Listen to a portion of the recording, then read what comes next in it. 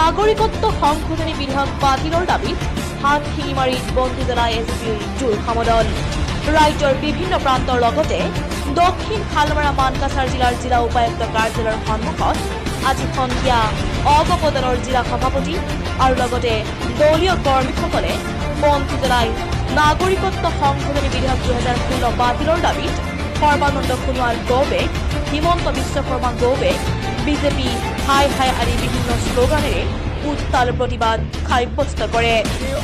অসম গণ পৰিষদ দলৰ তৰফৰ পৰা নাগৰিকত্ব সংশোধনীয় বিধায়ক বিল যি 16 আছে 2016 ইয়াৰ প্ৰতিবাদত আমি এই ঘোষণাপত্ৰ কাৰ্যসূচী গোটেই অসমতে লৈছোঁ।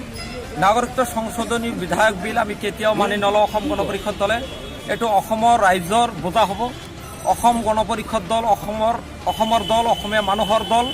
আমি বাংলাদেশী মানুহৰ বোজা আমি কেতিয়াও মানি নলওঁ। ইয়াৰ বিৰুদ্ধে আমি প্ৰতিবাদ কৰি যাম, কৰি আছোঁ, কৰি যাম, কৰিয়ে থাকিম। আৰু এই নাগৰিকত্ব সংশোধনীয় বিধায়ক বিল কেতিয়াও মানি নলওঁ।